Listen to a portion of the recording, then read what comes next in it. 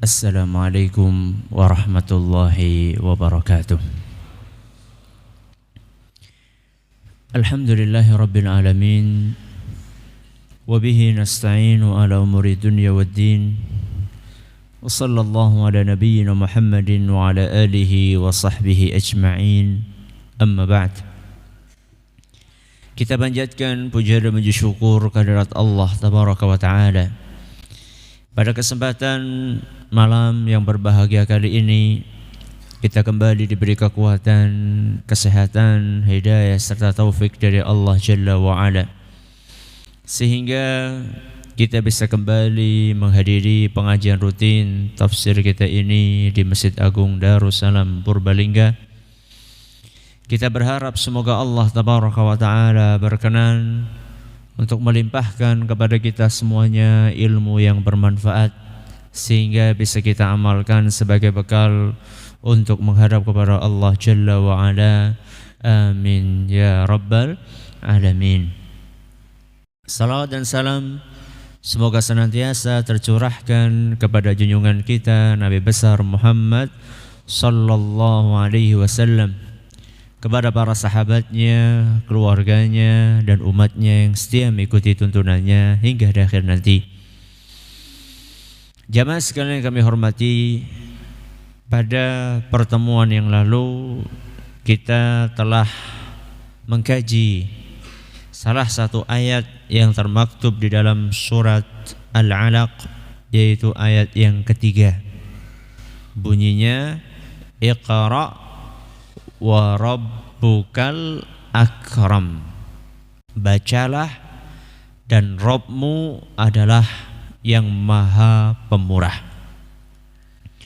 Sebelum kita memasuki ayat yang keempat, kita akan sedikit mengulang apa yang sudah kita pelajari pada pertemuan yang lalu. Yang pertama, ayat ini ada pengulangan kata Iqra'. Padahal kata ini sudah disebutkan di ayat yang pertama. Sebagian ulama mengatakan pengulangan kata ini sekedar untuk penekanan dan penegasan. Sebagian ulama yang lain mengatakan tidak, tapi Iqra' yang kedua ini memiliki makna yang berbeda. Saat itu kita sebutkan 3 perbedaan yang disebutkan oleh para ulama antara Iqra' di ayat yang pertama dengan Iqra' di ayat yang kedua. Yang ketiga, maaf. Siapa yang bisa menyebutkan? Monggo.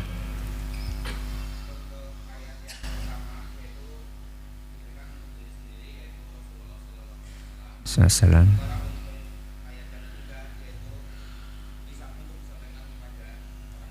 Ya.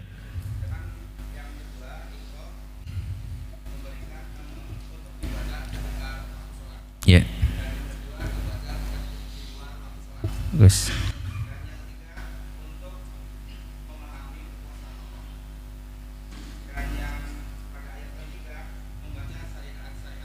Bagus sekali. Monggo, silakan.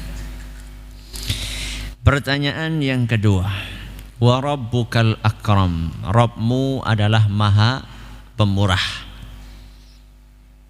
Kapan seorang dikatakan pemurah? Kapan seorang dikatakan pemurah?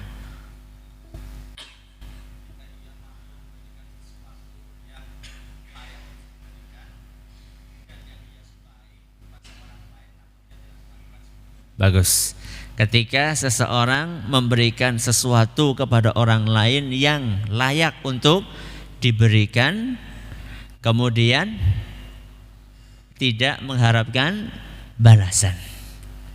Pertanyaan yang terakhir, saat itu kita menyebutkan contoh kemurahan Allah kepada para hambanya. Saat ini kita sebutkan cuma 2 contohnya. Siapa yang bisa menyebutkan dua-duanya?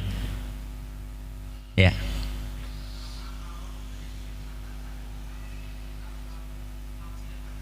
Ya.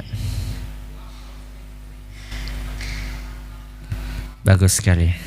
Yang pertama, Allah tetap memberikan nikmat kepada kita padahal kita sering berbuat maksiat kepadanya. Sedangkan yang kedua, Allah Subhanahu wa ta'ala sering memberi kepada kita tanpa kita meminta hal itu kepada Allah Azza wa Jalla. Dan masih banyak yang lainnya. Kemurahan Allah itu kalau diibaratkan samudra yang tidak ada batasnya, ya. Jadi semakin kita bicara tentang kemurahan Allah tidak akan pernah habis. 10-20 pengajian pun tidak akan pernah habis untuk mengkaji kemurahan Allah Azza wa Jalla kepada para hambanya. Kemarin itu cuma sekedar contoh saja. Para hadirin hadirat sekalian yang kami hormati dan juga segenap pendengar Radio Insani 88 FM di Purbalingga dan sekitarnya, para pendengar Radio Roja di Jakarta, di Bandung, di Lampung, di Berau, dimanapun Anda berada, para pendengar Radio Bas FM di Solo Tigo dan sekitarnya, juga para pemirsa Yufi TV yang semoga senantiasa dirahmati oleh Allah Azza wa Jalla. Malam hari ini kita akan memasuki tafsir ayat yang keempat. Apa bunyinya? Alladzi 'allama bil qalam. Artinya dialah Allah yang mengajari dengan pena. Dengan apa? Pena. Dialah Allah yang mengajari kalian dengan pena. Ya, yang mengajarkan dengan pena. Masih ingat ayat yang ketiga tadi bunyinya apa? Iqra wa rabbukal akram. Bacalah dan Rabbmu maha pemurah.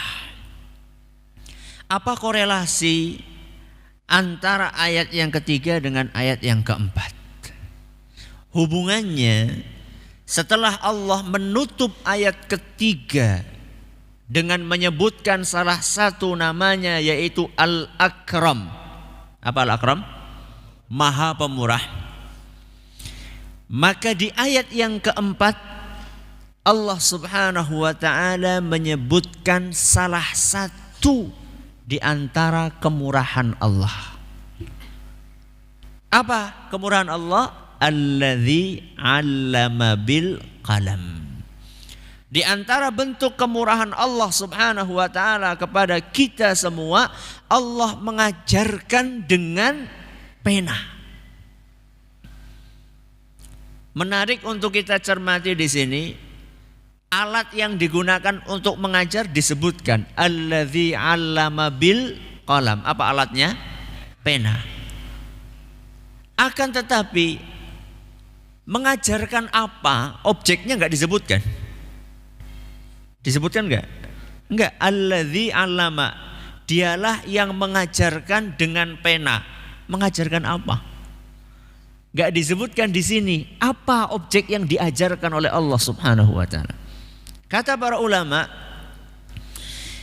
objeknya adalah menulis. Objeknya adalah menulis.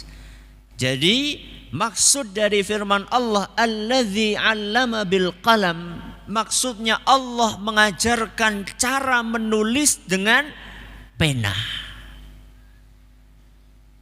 Dan ini menunjukkan pentingnya ilmu menulis. Makanya mohon ini, nggak tahu jamaah ini pada nulis apa enggak nih? Ngajinya ciping. Apa ciping? Ngaji kuping. Nah, kita rubah dikit ciping karo siapa? Cilis ngaji nulis ya. Para ulama kita dahulu sudah pesen itu supaya kita rajin-rajin nulis ya. Jangan cuma nulis SMS tok yang rajin ya. Nulis ilmu. Para ulama kita dahulu mengatakan al-ilmu saydun. Ilmu itu mirip kayak hewan buruan. Al-ilmu saydun.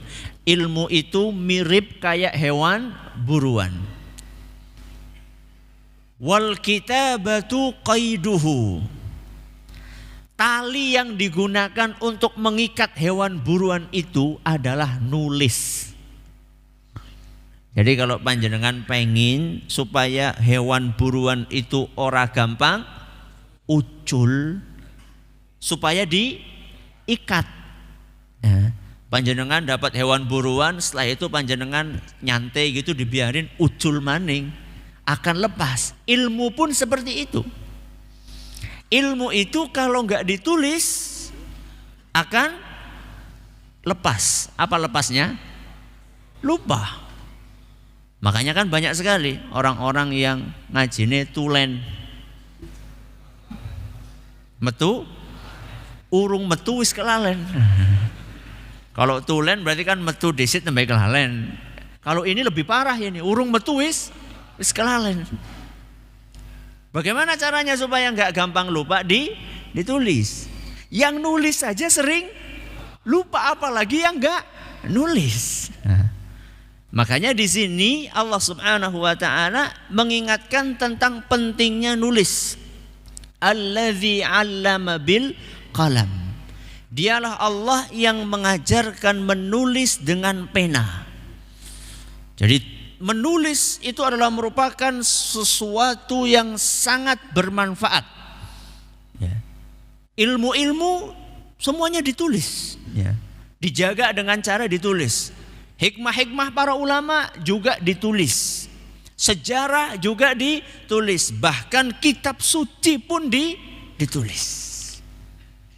Ini adalah alladzi 'allama bil qalam. Apa keistimewaan pena? Sebagaimana telah maklum, yang namanya ilmu, sarana untuk nyimpen ilmu itu bukan cuma pena. Iya enggak? Ada enggak yang lain sarana buat nyimpen ilmu? Flash disk? Enggak, dulu, kita bicara dulu, jangan sekarang. Apa aja sarana untuk menyimpan ilmu? Otak. Ya, berarti ngafal. Ada lagi? Ada lagi? Berarti otak sama pena tok, 2 tok. Ya kertas ya pakai pena lah, itu udah masuk itu. Kata para ulama, inti menyimpan ilmu ada 3. Sarana menyimpan ilmu intinya ada 3. Yang pertama otak, yang kedua pena, yang ketiga lisan. Yang ketiga apa? Lisan. Jadi intinya ada 3. Yang pertama otak, yang kedua lisan, yang ketiga pena. Ini disebutkan oleh Imam Ibnu Katsir rahimahullah. Kenapa kok Allah memilih pena untuk disebutkan di sini? Padahal sarana untuk nyimpan ilmu masih banyak. Nah, kalau di zaman kita modern ini banyak sekali. Ada flash disk, ada hard disk, ada komputer, ada laptop, ada apa lagi? Apa itu yang iPad ya. Macam-macam sekarang. Kenapa kok yang dipilih pena? Kata para ulama, Allah ingin menunjukkan keajaiban pena. Sebab pena ini berbeda dengan otak dan berbeda dengan lisan. Apa perbedaannya? Kalau otak bisa digunakan untuk mikir, ya enggak? Sedangkan lisan bisa digunakan untuk mengucapkan, memahamkan orang. Lah pena bisa untuk apa? Kayak gini bisa buat apa? Enggak saya pegang, bisa buat apa? Enggak bisa buat apa-apa. Pena itu adalah benda mati. Beda dengan otak. Otak itu ada nyawanya karena ada dalam tubuh manusia. Lisan juga bisa ngomong, bisa bergerak. Lah pena bisa bergerak enggak? Enggak bisa kalau enggak dipegang. Jadi di sini Allah Subhanahu wa taala ingin menunjukkan kepada para manusia tentang keajaiban pena. Bagaimana pena yang benda mati dan tidak punya nyawa ini bisa menorehkan untuk kita ilmu dengan sedemikian banyaknya. Coba kalau misalnya kita hitung buku yang ada di muka bumi ini berapa? Wah, nggak bisa dihitung. Ya. Lebih banyak jumlah bukunya mungkin dibandingkan jumlah manusianya. Ya. Dan kadang-kadang buku ini usianya lebih tua dari manusia. Iya enggak? Iya. Al-Quran usianya berapa? 1400 tahun. Kita usianya berapa? 14 tahun. Ada yang 140 tahun sudah paling pol itu. Ya. Rata-rata kita usianya 60-70 akan, tetapi buku yang ditulis dengan pena, padahal pena itu adalah benda mati, luar biasa dahsyatnya sampai benda mati ini bisa dijadikan sarana untuk mengumpulkan dan mengingat ilmu yang Allah berikan kepada para manusia.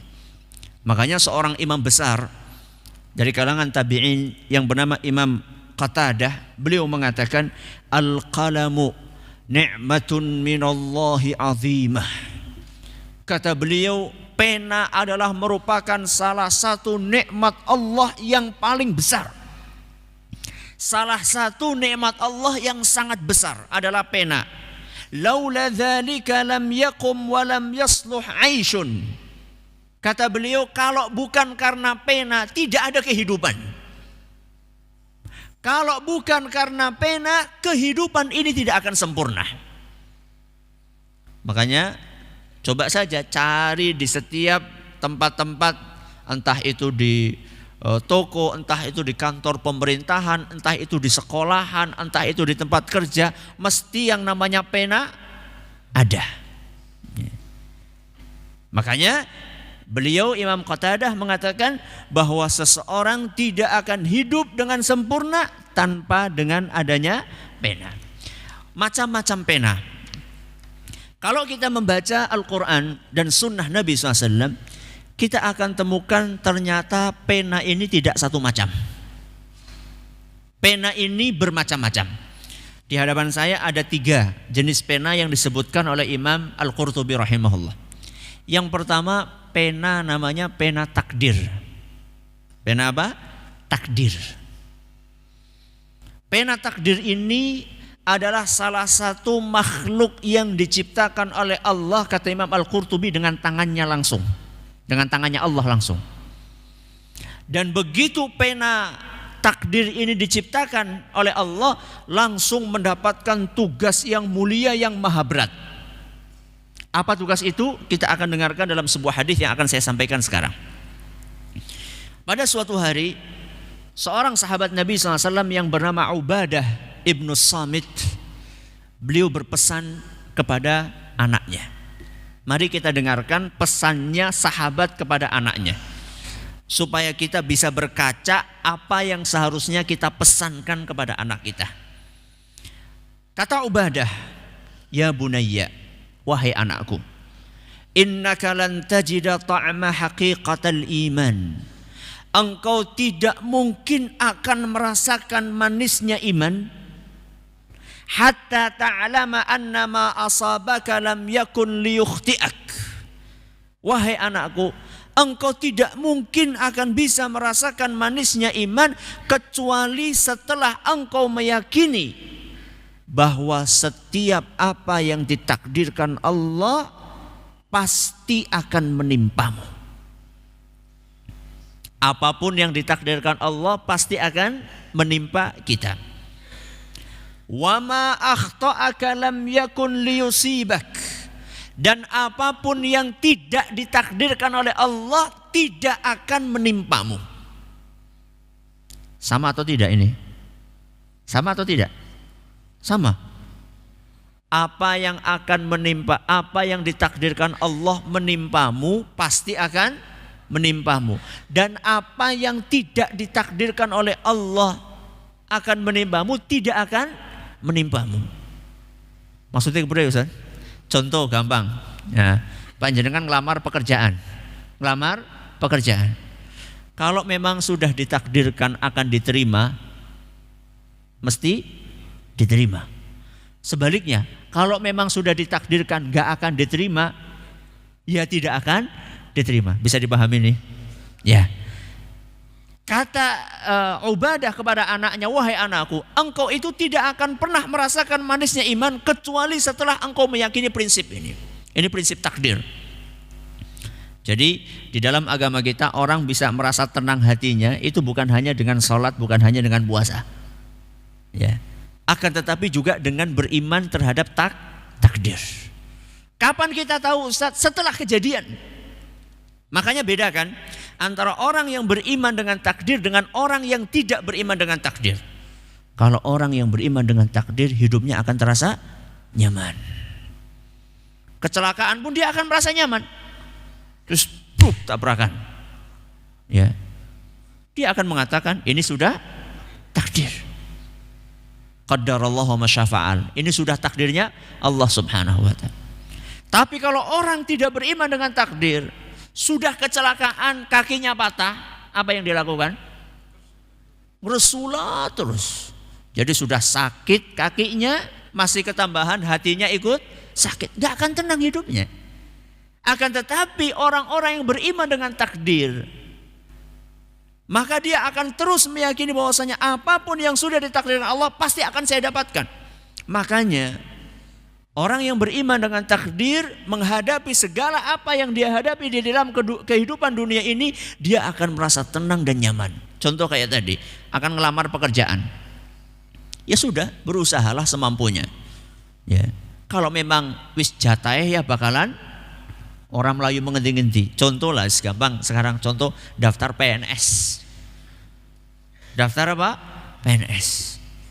Oke, nek wis arep jatahe, orahan dadakan nyogok-nyogok bakalan apa? Bakalan dadi.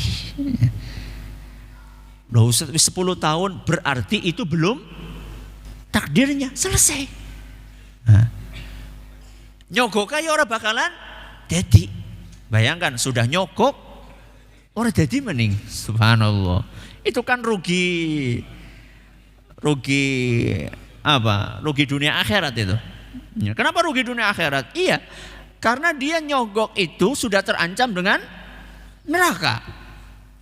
Nabi SAW mengatakan, ar-rashi wal murtashi finnar, yang nyogok dan yang disogok di neraka. Allahu Akbar. Bukan nyogok pelem ya. Maksudnya nyogok pekerjaan gitu loh. Ya, nyuap ya. Yang disuap dan yang menyuap, bukan nyuapi bayi nanti. Yang disuap dan yang menyuap itu sama-sama di neraka. Rugi akhirat. Masih ketambahan rugi dunia. Sudah keluar duit enggak diterima. Makanya di sini Ubadah memberikan nasihat kepada anaknya, wahai anakku, kamu tidak akan pernah mendapatkan rasa manisnya iman kecuali setelah engkau beriman dengan takdir. Kemudian Ubadah mengatakan, fa inni sami'tu Rasulullah sallallahu alaihi wasallam yaqul, aku pernah mendengar Rasulullah sallallahu alaihi wasallam bersabda, inna awwala ma khalaqallahu al-qalama faqala lahu uktub. Kata Nabi sallallahu alaihi wasallam, sesungguhnya pertama kali Allah menciptakan pena, Allah berkata kepada pena, tulis. Bayangkan, baru diciptakan langsung apa? Dapat tugas, tulis. Bisa dibayangkan kayak bayi baru lahir, Melayu. Itu kan ini pena ini begitu diciptakan oleh Allah Subhanahu wa taala. Pertama kali diciptakan, langsung Allah menitahkan kepada pena, tulis.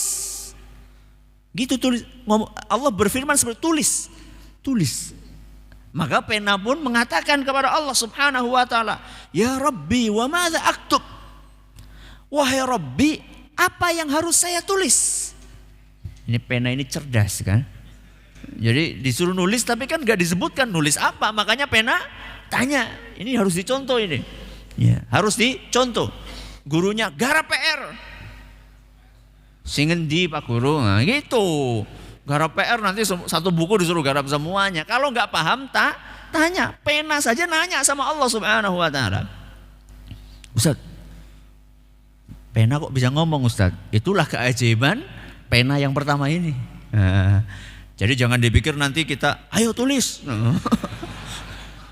Ini pena sendiri, ini penanya manusia. Kalau tadi kita bicara penanya siapa? Penanya Allah, pena takdir, ini pena istimewa. Ya, jadi jangan sampai nanti panjenengan ngomong 100 kali tulis. Nanti ngantuk ya bakalan nulis. Ini pena istimewa.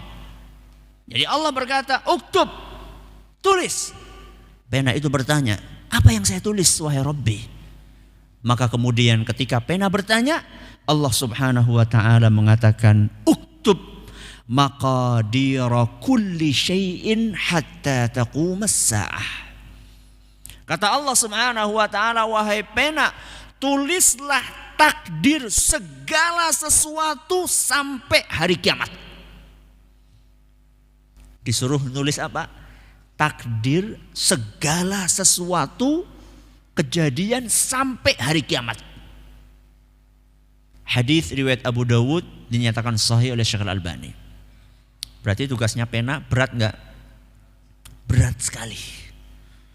Jadi begitu diciptakan langsung mendapatkan tugas dari Allah Subhanahu wa taala untuk menulis takdir semuanya. Seluruh kejadian di muka bumi ini dan di muka langit sampai hari kiamat. Panjenengan hadir di sini itu sudah ditulis sama pena. Panjenengan ngantuk di sini itu sudah ditulis sama pena. Oh, itu ya Ustaz, berarti ya wis ya. Yo, taunya dari mana kalau kita ditakdirkan apa? Ngantuk ya. Kemudian orang tua kita meninggal tanggal sekian sudah ditulis sama Allah Subhanahu wa taala. Anak kita lahir nanti malam sudah ditulis sama Allah Azza wa Jalla. Dan itu bukan cuma kita tok.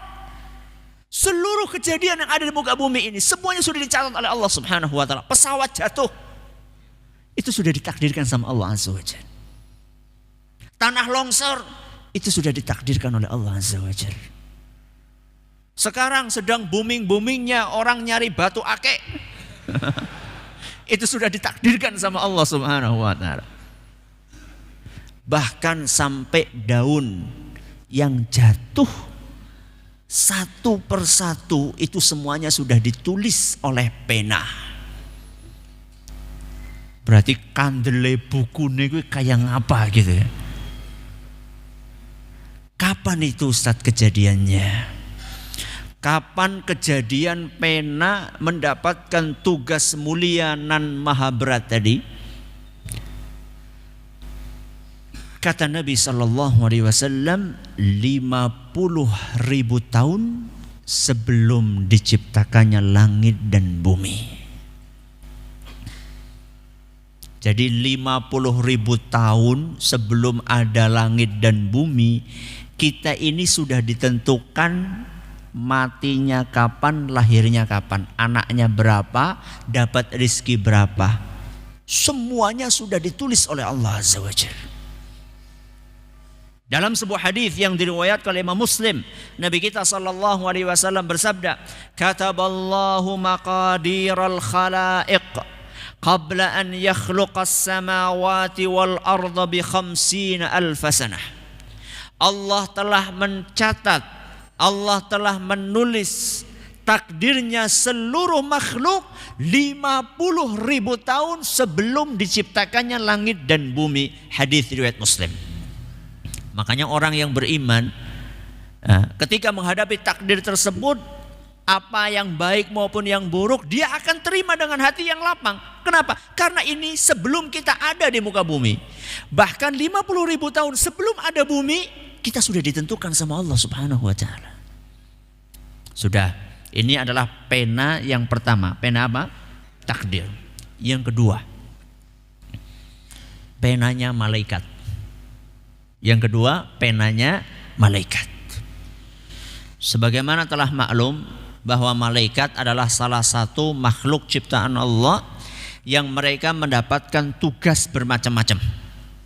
Ada yang tugasnya bertanya di mana? Di kuburan. Ada yang tugasnya jaga surga. Ada yang tugasnya jaga neraka. Ada yang tugasnya mengatur hujan, ada yang tugasnya menurunkan wahyu, ada yang tugasnya niup trompet. Dan di antara tugas malaikat adalah mencatat setiap perbuatan hambanya, yaitu hamba Allah Azza wa Jalla. Itu di antara tugasnya. Dan kata sebagian ulama, di antaranya Syekh Atiyah Salim, kalau malaikat ini tugasnya nyatat, berarti malaikat butuh pena. Nyatat nganggo apa? Ya. Jadi dari situ kemudian para ulama menyimpulkan, sebagian dari mereka, bahwa ada jenis pena namanya penanya malaikat. Fungsinya pena itu untuk mencatat setiap gerak-gerik manusia. Dan itu Allah sebutkan di dalam Al-Quran surat Qaf. Surat Qaf ayat 17 sampai 18. Di dalam surat Qaf ayat 17 sampai 18 Allah Subhanahu wa taala berfirman, "Idz yatalaqqal mutalaqqiyani 'anil yamini wa 'anil shimali qa'id." Kata Allah, ingatlah ketika dua malaikat mencatat perbuatan kalian, yang satunya duduk di sebelah kanan dan yang satunya duduk di sebelah kiri. Dari sini para ulama menyimpulkan bahwa masing-masing dari kita itu ditemani oleh berapa malaikat? 2. Kemanapun kita pergi, 2 malaikat ini ada di samping kita. Satunya samping kanan, satunya samping kiri. Apa tugasnya mereka? Ma yalfidhu min qaulin illa ladaihi raqibun atid. Setiap kata-kata yang diucapkan pasti ada malaikat pengawas yang selalu siap untuk mencatat. Dan ini beda dengan pengawas manusia. Ya, kalau pengawas manusia, pengawas ujian itu kadang-kadang apa? Kadang-kadang delenger. Ya, delenger atau ngantuk atau apa? Bisa disuap, ya. Kalau ini nggak ada, ya. Ya, malaikat apapun yang kita lakukan semuanya dicatat oleh malaikat tersebut dan nyatatnya detil. Ya, beda dengan pengawas ujian. Pengawas ujian kan gimana? Keadaan ujian siap, aman, terkendali. Ya. Itu kan secara global kan. Kalau ini enggak. Malaikat ini setiap detil yang dilakukan oleh hamba ataupun yang diucapkannya semuanya ditulis. Yang bagus maupun yang jelek. Ya. Yang bagus maupun yang jelek semuanya ditulis tanpa terkecuali. Makanya orang-orang yang banyak berbuat maksiat nanti pada hari kiamat dia mengatakan, ya wailatana ma li hadzal kitabi la yughadiru saghiratan wala kabiratan illa ahsaha. Orang-orang yang banyak maksiat nanti pada hari kiamat ketika dibeberkan kitabnya, kitab catatan amalannya, dia akan mengatakan cilaka, ya wailata, ya. Ya wailatana, celakalah kami. Kitab apa ini? Yang kecil, yang besar, semuanya ditulis. Jadi makanya ini dalil, ini dalam Al-Quran surat Al-Kahfi ayat 49. Ya, jadi dalam surat Al-Kahfi ayat 49 itu menggambarkan kepada kita bahwa yang ditulis oleh malaikat pencatat amalan ini adalah detil setiap apa yang kita lakukan dan apa yang kita ucapkan. Makanya kapan itu saya sampaikan bahwa Allah Subhanahu wa ta'ala itu tidak akan pernah lupa. Kalau mengundur iya, kalau ngundur iya, menunda iya, menunda hukuman iya, tapi Allah gak akan lupa. Kan ada sebagian orang itu dikiranya kita misalnya berbuat maksiat, nah, saya setiap hari berbuat maksiat, nyatanya tubuh saya sehat-sehat saja. Makanya saya kan pernah menyampaikan, entah di sini entah di mana, kalau misalnya kita banyak maksiat, kok tubuh kita apa? Sehat walafiat, hati-hati. Ya, saya pernah menyampaikan entah di mana, di sini atau di mana gitu. Di Masjid Al-Ikhlas kalau nggak salah. Ya, kalau kita sering maksiat, sering maksiat, mata maksiat, telinga maksiat, kaki maksiat, ya, tangan maksiat. Kok tubuh kita sehat walafiat? Hati-hati. Kenapa hati-hati? Bisa jadi kita ini lagi ditunda sama Allah Subhanahu wa taala. Ya. Lagi ditunda supaya apa? Supaya dosa-dosanya itu numpuk sampai sebanyak-banyaknya, nanti pada hari kiamat akan dibalas lengkap sama Allah Azza wa Jalla. Makanya dikatakan oleh para ulama, innallaha yumhil wala yuhmil. Allah Subhanahu wa taala itu menunda menjatuhkan hukuman, tapi Allah tidak lupa. Jadi setiap apa yang kita lakukan itu dicatat oleh Allah Azza wa Jalla. Makanya kita di dunia bisa bersandiwara, akan tetapi di akhirat jangan harap kita akan bisa bersandiwara. Semuanya akan dicatat oleh Allah di situ. Di dunia orang kan bisa sandiwara. Masya Allah, Pak Anu bagus sekali sama istrinya. Itu kalau lagi kondangan mesra banget. Tangan istrinya dia apa? Digandeng. Ngomongnya lembut, jeng mau kemana jeng. Nah, tapi kalau di rumah, naudzubillahi min dzalik. Itu semuanya akan ketahuan pada hari kiamat. Ya. Kita bisa bersandiwara di dunia, menampakkan kemesraan kita di hadapan mertua. Ya. Kita bisa menampakkan itu di dunia, akan tetapi jangan harap nanti pada hari kiamat kita bisa menyembunyikan itu semuanya. Itu semuanya nanti akan dibeber oleh Allah Azza wa Jalla. Bahkan disebutkan dalam beberapa riwayat bahwa dibeberkannya catatan itu adalah di hadapan seluruh manusia. Jadi yang kelihatannya alim soleh, padahal sebenarnya tidak alim soleh, jebule. Itu nanti pada hari kiamat semuanya akan terbuka. Naudzubillahi min dzalik. Akan dipermalukan di hadapan seluruh makhluk yang ada di muka bumi pada saat itu di padang mahsyar. Ini pena yang keberapa? Pena yang kedua. Penanya siapa? Malaikat. Pena yang ketiga baru. Penanya siapa? Manusia. Ya. Yang pertama penanya siapa? Takdir, pena takdir. Yang kedua pena malaikat. Yang ketiga penanya manusia. Nah, dengan penanya manusia inilah kita menulis ilmu yang Allah berikan kepada kita. Dan tergantung penanya itu dipegang sama siapa. Kalau dipegang sama orang baik, maka yang keluar juga baik. Ya. Kalau misalnya digunakan atau dipegang oleh orang yang jahat, yang keluar juga apa? Jahat. Yang jelek yang keluar. Sama kayak peso. Kayak apa?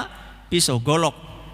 Golok kalau dipakai oleh rampok, maka akan dipakai untuk melakukan kejahatan. Tapi kalau digunakan, dipakai oleh tukang apa? Tukang jagal, maka akan digunakan untuk nyembelih. Asal jangan nyembelih manusianya. Digunakan untuk nyembelih sapi, nyembelih kambing. Tergantung. Itu namanya juga alat. Pena ini alat. Maka siapa yang memegang? Dan semakin mulia yang memegang pena tersebut, akan semakin mulia pula tugas yang dijalankan oleh pena itu. Dan pena manusia yang paling istimewa adalah pena yang dipegang oleh para sahabat Nabi sallallahu alaihi wasallam, para penulis wahyu. Wahyu itu Al-Qur'an dan hadis Nabi sallallahu alaihi wasallam. Jadi begitu Nabi dapat wahyu, kemudian Nabi memiliki para sahabat-sahabat yang tugasnya mereka adalah juru tulis. Al-Quran ada yang nulis, hadis Nabi SAW ada yang nulis. Berapa orang Ustaz? Kata Imam Ibnu Katsir, sekitar 23 orang sahabat Nabi SAW yang spesialisasinya antara lain adalah nulis wahyu. Jadi begitu turun Al-Quran, Nabi SAW menghafalkannya, kemudian ditulis oleh para sahabatnya. Begitu pula hadis-hadis Nabi SAW. Siapa saja Ustaz 23? Antara lain, gak semuanya ya, antara lain 4 khalifah yang sudah ma'ruf, Khulafaur Rasyidin. Siapa? Abu Bakar As-Siddiq, terus Umar bin Khattab, terus Utsman bin Affan, terus Ali bin Abi Thalib. Sudah berapa ini? 4. Berarti sisanya berapa? 19 akeh ya. Minimal kita tahu 4. Yang lain-lainnya ada yang tahu mungkin? Bagus. Mu'adz bin Jabal. Mu'adz. Namanya siapa? Mu'adz bin Jabal. Kemudian yang lainnya adalah Ubay. Siapa? Ubay bin Ka'ab. Ya. Yang lainnya juga adalah Az-Zubair ibnul Awwam. Ya, ini salah satu di antara 10 yang dijamin masuk surga. Kemudian juga ada sahabat namanya Al-Mughirah. Siapa? Al-Mughirah ibnu Syu'bah. Terus ada lagi juga Muawiyah bin Abi Sufyan. Dan masih ada yang lainnya. Itu cuma contoh-contoh. Minimal kita nggak asing lah dengar nama itu ya. Banyak di antara kita pemain bola itu hafal di luar kepala. Tapi sahabat-sahabat Nabi SAW banyak yang tidak tahu. Jadi ini adalah para penulis wahyu dan pena mereka adalah pena yang sangat istimewa. Kenapa? Karena dengan pena mereka itulah berkat taufik dari Allah Subhanahu wa taala kita bisa memegang Al-Qur'an. Jadi Al-Quran bisa sampai ke kita itu adalah karena jasanya para sahabat Nabi SAW. Makanya itu musuh-musuh Islam mereka berusaha sekuat tenaga untuk menjatuhkan kehormatan para sahabat. Makanya kalau misalnya panjenengan ada dengar orang kok mencela sahabat, ini berarti kaki tangannya musuh-musuh Islam. Kenapa? Karena sahabat Nabi SAW mereka jasanya luar biasa. Tanpa ada perantara para sahabat Nabi SAW setelah taufik dari Allah Azza wa Jalla, Quran gak akan sampai ke kita. Hadis Nabi SAW gak akan sampai ke kita kalau bukan karena jasanya siapa? Para sahabat Nabi SAW. Makanya na'udzubillah min dzalik, kapan itu saya lihat video seorang yang penampilannya Masya Allah ya, akan tetapi na'udzubillah min dzalik mengatakan bahwa sungguh kata dia anjingnya Ariel Sharon. Siapa Ariel Sharon? Perdana Menteri Israel. Ya, Perdana Menteri Yahudi, orang-orang Yahudi yang menjajah Palestina. Kata dia sungguh anjingnya Ariel Sharon itu lebih terhormat dibandingkan Abu Bakar dan Umar. Na'udzubillahi min dzalik. Sedemikian mereka bencinya kepada sahabat Nabi SAW. Maka hati-hati. Nah, ajaran-ajaran yang seperti ini mulai masuk ke Indonesia. Nah, makanya hati-hatilah kalau ada orang sudah mulai mencela siapa? Sahabat Nabi SAW. Bukan berarti sahabat Nabi SAW maksum, tidak. Akan tetapi mereka ini punya jasa yang luar biasa buat agama Islam. Makanya para ulama dahulu mengatakan kalau ada orang mencela sahabat, sebenarnya mereka punya misi. Apa misinya? Menjatuhkan Quran dan Sunnah. Karena yang mentransfer Quran dan Sunnah siapa? Sahabat. Berarti kalau sahabatnya jatuh, Qurannya juga jatuh. Itu misi mereka sebagaimana dijelaskan oleh Imam Abu Zur'ah Ar-Razi. Ini penanya siapa? Sahabat. Kemudian pena siapa lagi? Pena para ulama. Pena para ulama yang sudah mengarang ratusan ribu atau bahkan jutaan kitab untuk menjabarkan ajaran Islam. Sampai-sampai ada di antara mereka yang rela mengorbankan dua bola matanya demi untuk nulis. Salah seorang ulama dikisahkan beliau pandangan matanya atau matanya buta di usia ketika beliau sudah mulai lanjut usia. Di usia tuanya itu buta. Kenapa? Karena setiap malam, siang dan malam, siang nggak ada masalah. Malam itu kalau nulis itu cuma ditemani dengan apa? Lilin. Ya, kita tahu lilin itu kan apa? Redup, ya, timbul, tenggelam. Setiap malam, ya. Beliau hanya ditemani oleh lilin, kemudian nulis kitab-kitab itu puluhan jilid beliau tulis sampai akhirnya Allah Subhanahu wa taala menakdirkan matanya buta. Buta karena menulis ilmu. Dan ini akan mendapatkan pahala diganjar oleh Allah Subhanahu wa taala insyaallah. Ya. Begitulah para ulama memanfaatkan anggota tubuh yang Allah berikan kepada mereka. Mata digunakan untuk membaca, tangan digunakan untuk menulis. Nah sekarang manusia di zaman ini, mata digunakan untuk jelalatan, tangan digunakan untuk main gaple, apa maning kuwi. Masya Allah. Mari kita contoh para ulama kita. Maka ayat ini menunjukkan tentang keistimewaan menulis dan juga keistimewaan pena. Dan pena itu macam-macam. Yang pertama pena takdir, yang kedua pena malaikat, yang ketiga penanya manusia. Dan penanya manusia tergantung siapa yang megang. Kalau baik ya apa yang dihasilkan akan baik, kalau jelek yang dihasilkan pun akan jelek. Semoga kita termasuk orang-orang baik sehingga yang kita hasilkan dari pena kita pun juga yang baik-baik. Terima kasih atas perhatiannya, mohon maaf atas segala kurangannya. Kita tutup dengan membaca subhanakallahumma wa bihamdika asyhadu an la ilaha illa anta astaghfiruka wa atubu ilaik. Tanya jawab insyaallah ba'da isya. Assalamualaikum warahmatullahi wabarakatuh. Bismillahirrahmanirrahim. Alhamdulillahirabbil alamin wassalatu wassalamu ala nabiyyina Muhammadin wa ala alihi wa sahbihi ajma'in. Amma ba'd. Kita bacakan beberapa pertanyaan yang sudah masuk ke meja kami. Pertanyaan pertama, Ustadz, bagaimana kita menjawab orang yang menganggap peci hitam seperti menyerupai orang kafir? Pertama, menyerupai orang kafir. Bolehkah kita menyerupai orang kafir? Boleh enggak? Boleh enggak? Tidak boleh. Karena Nabi SAW bersabda, man tashabbaha biqaumin fahuwa minhum. Barang siapa yang menyerupai suatu kaum, maka dia termasuk bagian dari mereka. Barang siapa menyerupai suatu kaum, maka dia termasuk bagian mereka. Ini hadis yang melarang kita untuk menyerupai orang kafir.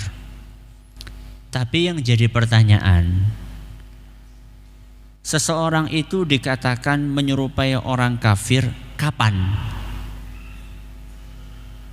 Para ulama kita menjelaskan bahwa orang dianggap menyerupai orang kafir di saat dia melakukan sesuatu yang merupakan identitas khususnya mereka. Ketika seorang melakukan sesuatu yang merupakan apa? Identitas khusus mereka. Yang lain tidak melakukannya. Khusus hanya dipakai oleh mereka. Contoh yang paling mudah, misal yang paling mudah yang gamblang sekali, salib. Apa? Salib. Memakai kalung salib. Kalau panjenengan melihat ada orang pakai kalung salib, apa prasangka jenengan? Orang Nasrani, iya enggak? Jadi begitu ngelihat langsung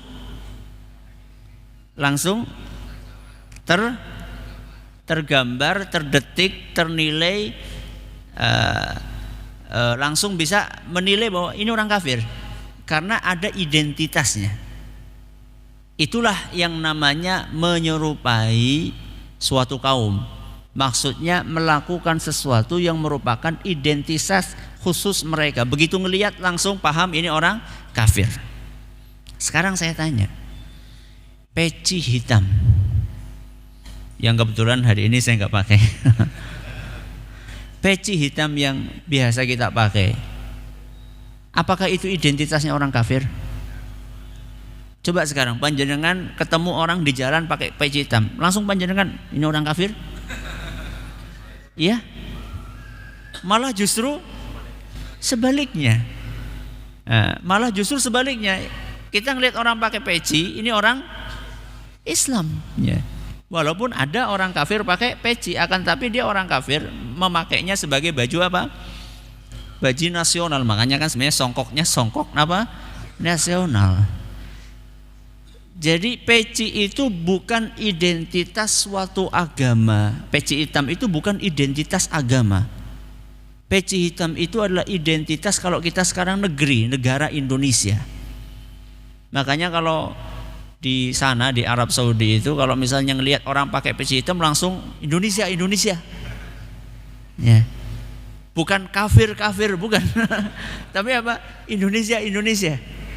Karena itu sudah mendunia, orang sudah tahu itu identitasnya orang atau orang Melayu lah. Orang apa? Melayu, termasuk di situ apa? Malaysia. Maka ini membaca hadis tapi bukan meletakkan pada tempatnya. Ya, membaca hadis tapi tidak meletakkan pada tempatnya. Justru malah ya sebenarnya menurut sebagian ulama bahwa etika berpakaian ya itu sebenarnya etika berpakaian kata para ulama lah menyesuaikan dengan apa? Daerah dia tinggal, menyesuaikan dengan pakaian masyarakat yang umum. Selama ada catatannya, selama tidak menyimpang dari tuntunan agama. Nanti kalau nggak dikasih catatan seperti ini nanti bahaya nanti. Orang tinggal di Amerika di sana pada buka-bukaan nanti kita menyesuaikan. Itu bahaya nanti. Selama tidak menyelisih ajaran agama Islam. Nah sekarang peci hitam menyelisihnya di mana? Baju batik menyelisihnya di mana? Ya, ada sebagian orang nggak boleh pakai batik. Menyelisihnya di mana? Letak penyimpangannya dari agama itu mana? Batik itu menyimpangnya di mana gitu loh. Kecuali kalau memang batiknya itu ada gambar makhluk hidupnya itu lain masalah. Berarti bukan batiknya, berarti gambar makhluk hidupnya yang bermasalah, bukan batiknya. Makanya inilah kadang-kadang sebagian orang memahaminya kurang bagus, kurang benar memahami hadis Nabi sallallahu alaihi wasallam. Ustaz, belum lama ini ada terpidana mati kasus narkoba dieksekusi oleh regu tembak. Hukum mati ada yang kontroversi, ada yang pro dan kontra. Bagaimana hukumnya? Bagaimana hukum mati untuk pengedar narkoba? Di dalam Al-Quran surat Al-Ma'idah, di dalam Al-Quran surat Al-Ma'idah ayat 33, dalam surat Al-Ma'idah ayat 33 Allah menjelaskan 4 jenis hukuman untuk orang yang melakukan kerusakan di muka bumi.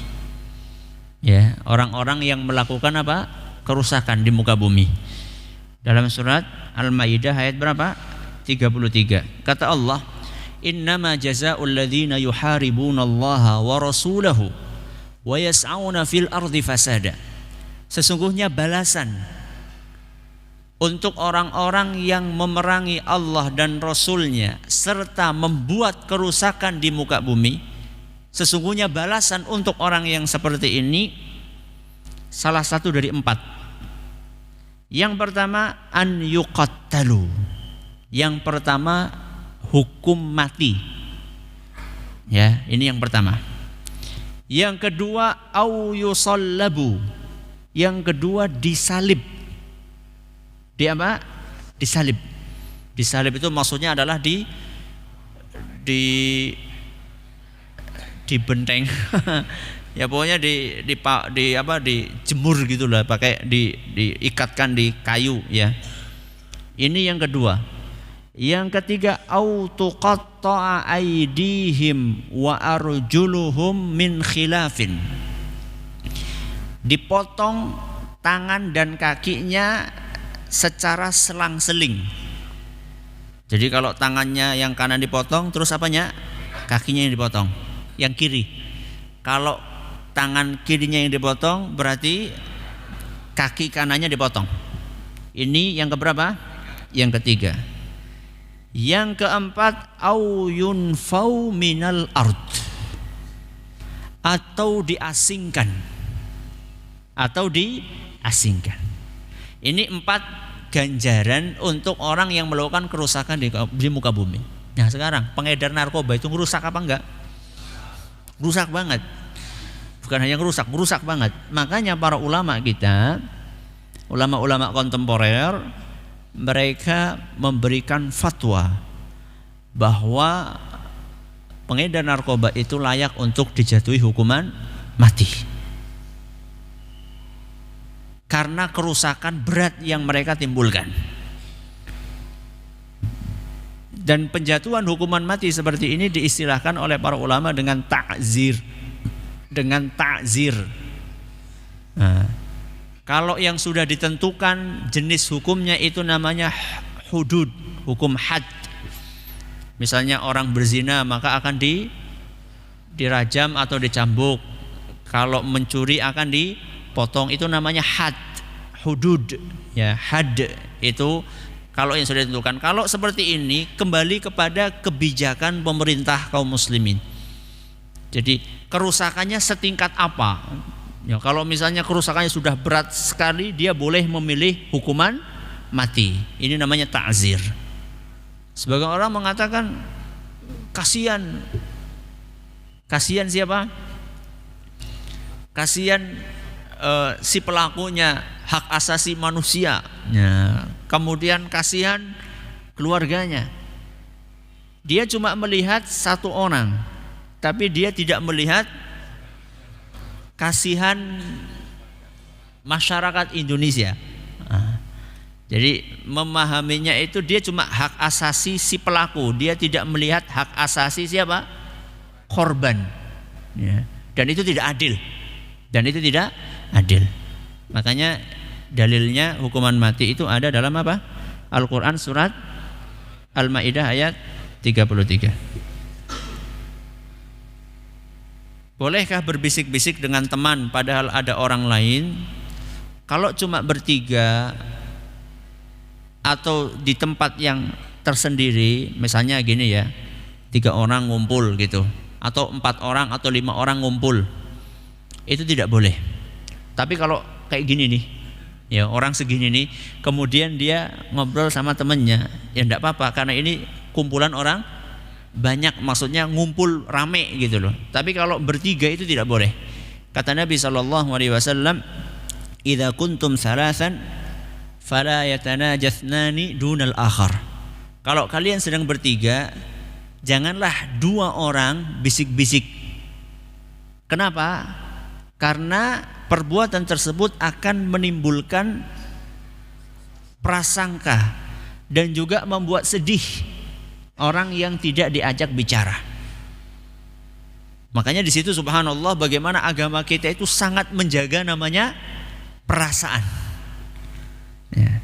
Maka orang yang tidak punya perasaan itu sebenarnya bukan tipe orang yang taat beragama.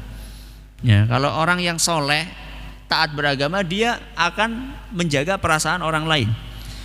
Makanya di sini Islam mengajarkan kalau bertiga, dan ini kata para ulama bukan cuma bertiga saja. Kalau berempat misalnya, ngobrolnya cuma bertiga, kemudian yang satu dicuekkan, sama masuk. Berlima, ngobrolnya 4 orang, satunya dibiarkan, masuk. Berenam, pokoknya kalau ada satu yang diabaikan, dicuekkan, ya, maka itu masuk ke dalam larangan yang disebutkan oleh Nabi kita Muhammad sallallahu alaihi wasallam. Bolehkah seorang istri minta cerai dari suami yang selingkuh? Boleh. Kalau memang dia melihat suaminya sulit untuk diperbaiki. Akan tetapi nanti hukumnya kembalinya kepada hakim, ya, kepada hakim. Ustadz, kelak orang Islam yang bangkrut apakah ada harapan masuk surga atau tidak? Ada. Asalkan dia agamanya Islam dan tidak melakukan perbuatan syirik. Ada harapan sebagaimana yang pernah kita jelaskan dalam tafsir surat apa ya? Az-Zalzalah kalau nggak salah, saya lupa surat apa. Yang jelas kita sampaikan dalil-dalilnya bahwa orang muslim, orang Islam sebesar apapun dosanya, selama itu bukan dosa syirik, dia tetap akan ada peluang untuk masuk ke dalam surga. Walaupun mungkin harus mampir dulu di mana? Di neraka. Ustadz, orang Islam yang berbuat syirik, apakah dia kelak akan masuk surga atau tidak? Orang yang berbuat syirik masuk surga enggak? Orang Islam berbuat syirik, apakah dia masuk surga?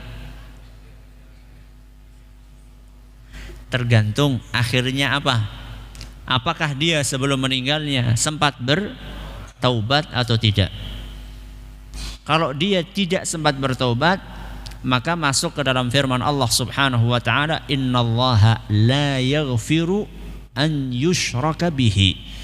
Allah tidak akan mengampuni dosa syirik. Ini kalau tidak taubat.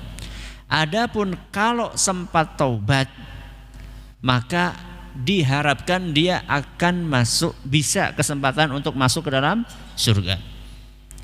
Firman Allah, innallaha yaghfiru dzunuba jami'an. Sesungguhnya Allah mengampuni semua dosa tanpa terkecuali. Kalau orang mau taubat, berarti jawabannya akan masuk surga kalau sempat taubat, tidak akan masuk surga kalau tidak taubat sebelum meninggal.